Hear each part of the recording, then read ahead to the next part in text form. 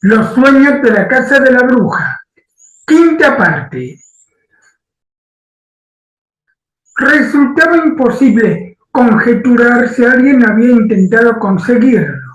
Las leyendas son vagas y ambiguas, y en épocas históricas todas las tentativas de cruzar espacios prohibidos parecen estar mezcladas extrañas y terribles alianzas con seres y mensajeros del exterior. Existía la figura inmemorial del delegado o mensajero de poderes ocultos y terribles, el hombre negro de los aquelarres y el Nyarlathotep del Necronomicon. Existía también el desconcertante problema de los mensajeros inferiores o intermediarios, esos seres semianimales y extraños híbridos que la leyenda nos presenta como familiares de las hechiceras.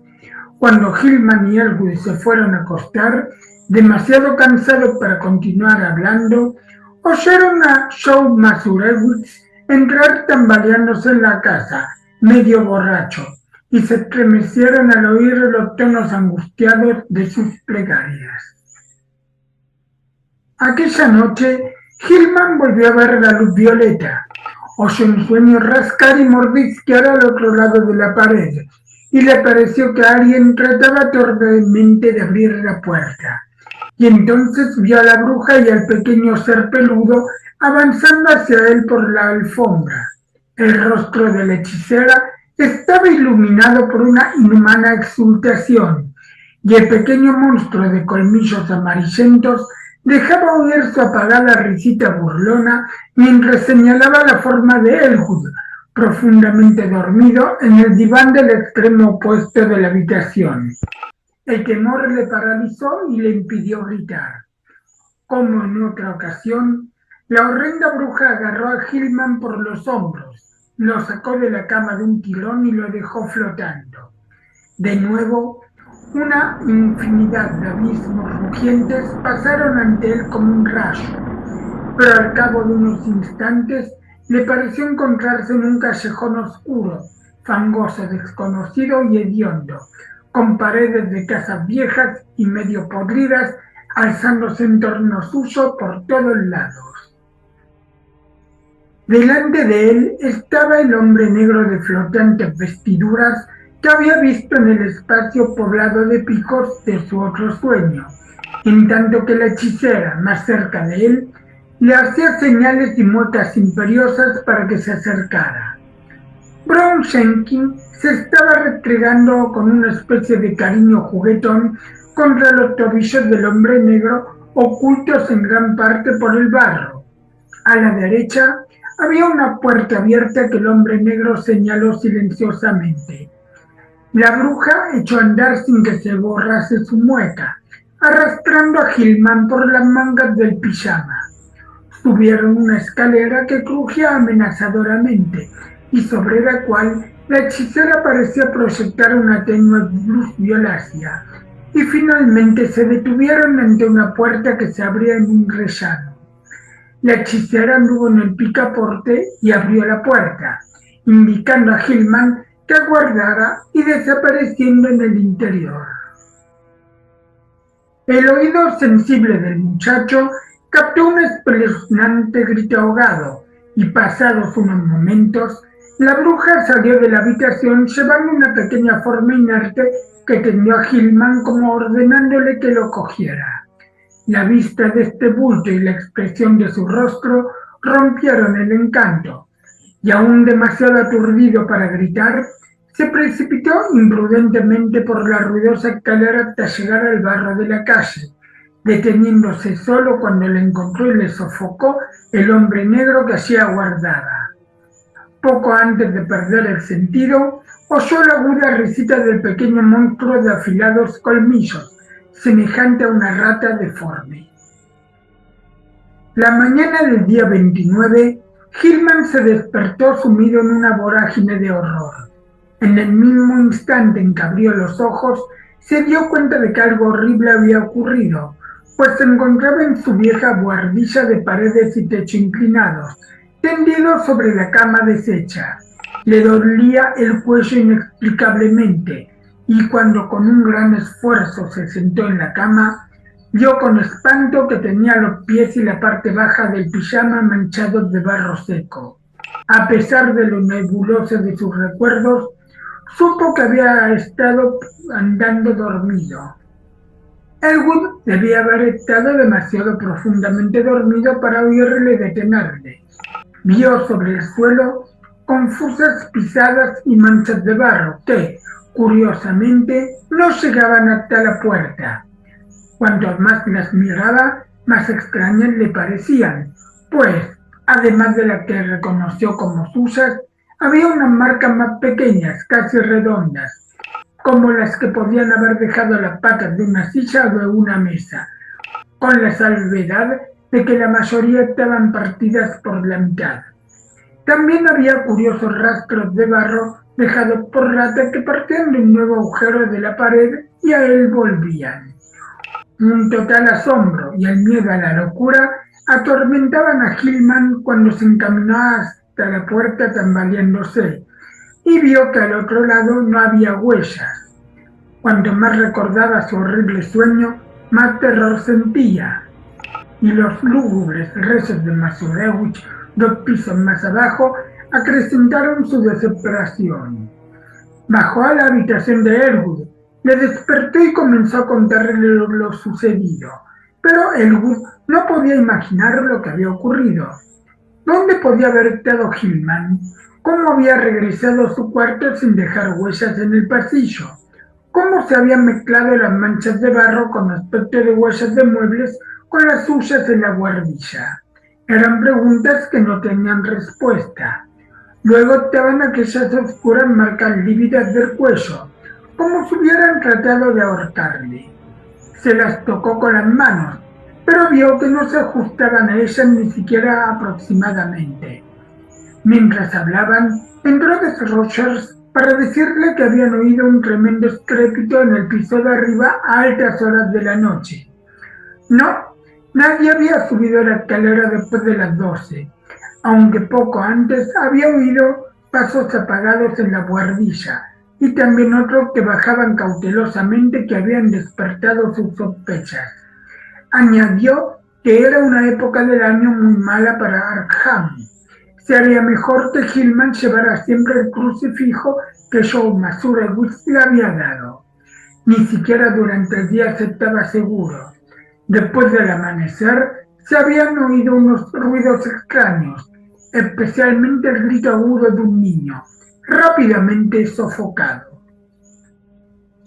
Hillman asistió a clase mecánicamente aquella mañana, pero le fue imposible concentrarse en los estudios. Se sentía poseído de un indecible temor y de una especie de expectación, y parecía estar aguardando algún golpe demoledor. A mediodía almorzó en el University Spa y cogió un periódico del asiento del lado mientras esperaba el postre. Pero no llegó a comerlo nunca, pues una noticia de la primera página del periódico le dejó sin fuerzas y con la mirada desvariada, y solo fue capaz de pagar la cuenta y volver a la habitación de Elwood con pasos vacilantes. La noche anterior se había producido un extraño secuestro en Ormstonway. Un niño de 2 años, hijo de una obrera llamada Anastasia Wolejko, que trabajaba en una lavandería, había desaparecido sin dejar rastro. La madre, al parecer, temía tal acontecimiento desde hace algún tiempo, pero los motivos que aducía para explicar sus temores fueron tan grotescos que nadie los tomó en serio. Dijo que había visto a Brown Jenkins rondando su casa de vez en cuando desde principios de marzo, y que sabía, por sus muecas y risas, que su pequeño Ladislas estaba señalado para el sacrificio en el aquelarre de la noche de Walpurgis. Había pedido a su vecina, Mary Xarnek, que durmiera en su cuarto y tratara de proteger al niño, pero Mary no se había atrevido. No pudo recurrir a la policía porque no creían en tales cosas. Todos los años se llevaban algún niño de esta forma desde que ella podía recordar, y su amigo Pete Stowacki no había querido ayudarla. porque deseaba librarse del niño. Pero lo que más impresionó a Hillman fueron las declaraciones de un par de trasnochadores que pasaron caminando por la entrada del callejón poco después de medianoche. Reconocieron que estaban bebidos, pero ambos aseguraron haber visto a 3 personas vestidas de forma estrafalaria entrando en el callejón. Una de ellas, según dijeron, era un negro gigantesco envuelto en una túnica, la otra una vieja andrajosa y el tercero un muchacho blanco con su ropa de dormir. La vieja arrastraba al muchacho y una rata mansa iba restregándose contra los tobillos del negro y hundiéndose en el barro de color oscuro. Hillman permaneció toda la tarde sumido en estupor y Elwood, que ya había leído los periódicos y conjeturado ideas terribles con lo que allí se decía, así le encontró cuando llegó a casa. Esta vez no podían dudar de que algo muy grave había ocurrido y los estaba amenazando. Entre los fantasmas de las pesadillas y las realidades del mundo objetivo se estaba cristalizando una monstruosa e inconcebible relación, y solamente una intensísima vigilancia podría evitar acontecimientos todavía más horrorosos. Hillman tenía que consultar a un psiquiatra antes o después, pero no precisamente ahora, cuando todos los periódicos se ocupaban del rapto. Lo que había sucedido era muy enigmático, y por el momento tanto Hillman como Elwood suponían en voz baja las cosas más descabelladas. ¿Acaso Hillman había conseguido inconscientemente un éxito mayor del que suponía con sus estudios sobre el espacio y sus dimensiones? ¿Había salido realmente de nuestro entorno terrestre para llegar a lugares no adivinados e inimaginables? ¿En dónde había estado, si es que había estado en algún sitio, aquellas noches de demoníaco extrañamiento?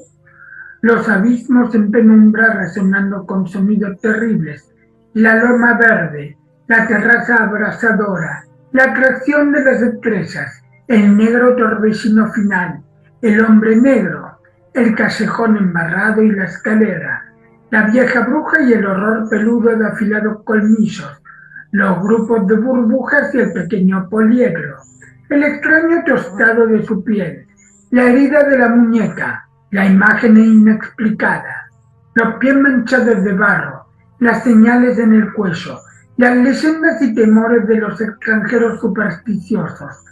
¿Qué significaba todo aquello? ¿Hasta qué punto podían aplicarse un caso semejante las leyes de la cordura?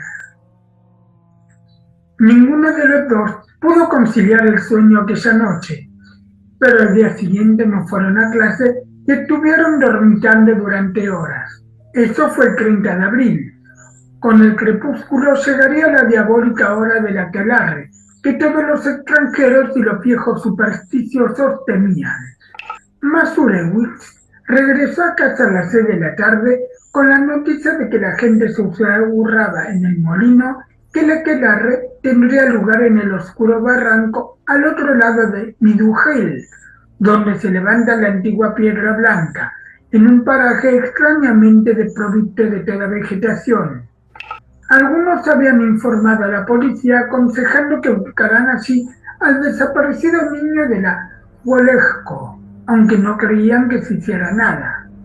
Joe insistió en que el joven estudiante no dejara de llevar el crucifijo que colgaba de la cadena de níquel, y Hillman lo obedeció para complacerle, dejando que le pendiera por debajo de la camisa.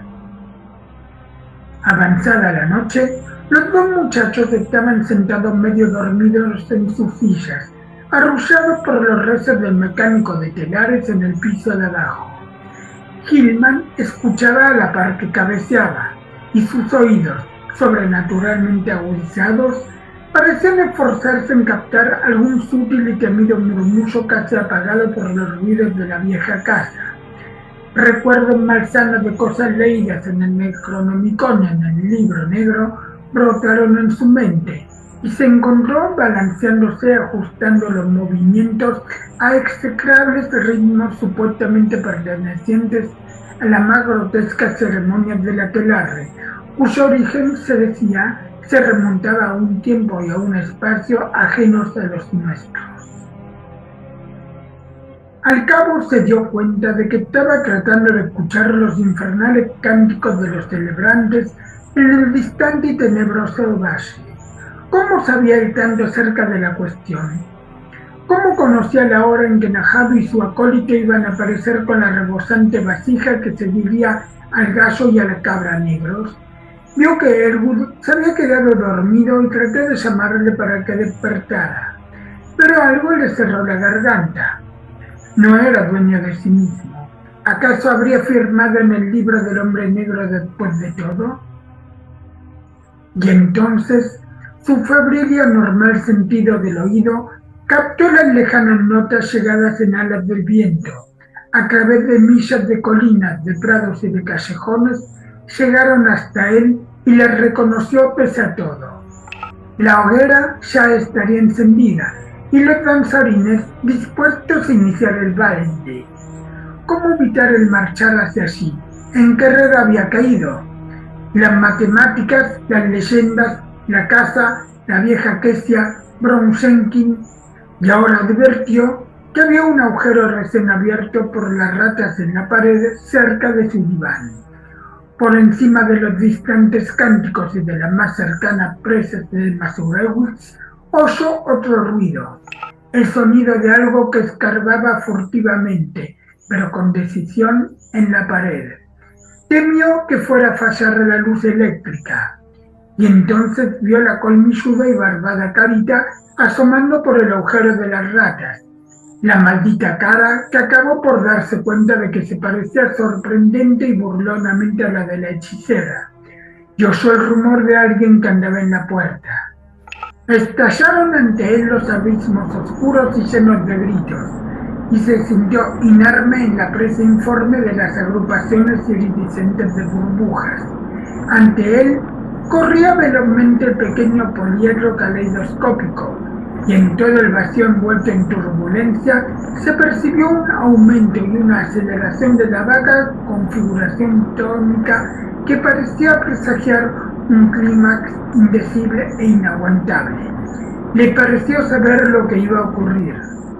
La monstruosa explosión del ritmo de Walpurgis, en cuyo cósmico timbre se concentrarían todos los torbellinos primitivos y postreros del espacio-tiempo que yacen más allá de las masas de materia y algunas veces trascienden en medidas reverberaciones y penetran levemente todos los niveles de entidad, dando un espantable significado en todos los mundos a ciertos temidos periodos. Pero todo se desvaneció en un segundo. Ahora estaba otra vez en el espacio angosto y picado, bañado por una luz violácea, con el suelo inclinado, las cajas de libros, el banco y la mesa, los extraños objetos y el abismo triangular a cada lado. Sobre la mesa había una figura blanca y pequeña, la figura de un niño desnudo e inconsciente, y al otro lado estaba la monstruosa vieja de horrible expresión con un brillante cuchillo de grotesco mango en la mano derecha y un cuenco de metal de color claro, de extrañas proporciones, curiosos dibujos cincelados y delicadas asas laterales en la izquierda. Entonaba alguna especie de cántico ritual en una lengua que Hillman no pudo entender, pero que parecía algo citado cautelosamente en el Necronomicon. A medida que la escena se aclaraba, Hillman vio a la hechicera inclinarse hacia adelante y extender el bol vacío a través de la mesa. Incapaz de dominar sus emociones, Hillman alargó los brazos, tomó el cuenco con ambas manos y advirtió al hacerlo que pesaba poco. En el mismo momento, el repulsivo Bronsenkin trepó sobre el borde del triangular vacío negro de la izquierda. La bruja le hizo señas a Hillman de que mantuviera el cuenco en determinada posición, mientras ella izaba el enorme y grotesco cuchillo hasta donde se lo permitió su mano derecha sobre la pequeña víctima. El ser peludo de afilados colmillos Continuó el desconocido ritual riendo entre dientes, en tanto que la bruja mascullaba repulsivas respuestas. Hillman sintió que un profundo asco dominaba su parálisis mental y emotiva, y que el cuenco de liviano metal le temblaba en las manos. Un segundo más tarde, el rápido descenso del cuchillo rompía el encantamiento, y Hillman dejaba caer el cuenco con ruido semejante al tañido de una campana, en tanto que sus dos manos se agitaban frenéticamente para detener el monstruoso acto. En un instante llegó hasta el borde del piso en declive, rodeando la mesa, y arrancó el cuchillo de las garras de la bruja, arrojándolo por el agujero del angosto abismo triangular. Pero, pasados unos instantes, las garras asesinas se cerraban sobre su cuello, en tanto que la arrugada cara adquiría una expresión de enloquecida furia. Sintió que la cadena del crucifijo barato se le hundía en la carne, y en medio del peligro se presentó cómo afectaría la vista del objeto a la diabólica vieja. La fuerza de la hechicera era completamente sobrehumana, pero mientras ella trataba de estrangularle, Hillman se abría la camisa con esfuerzo y tirando del símbolo de metal, rompió la cadena y lo dejó libre.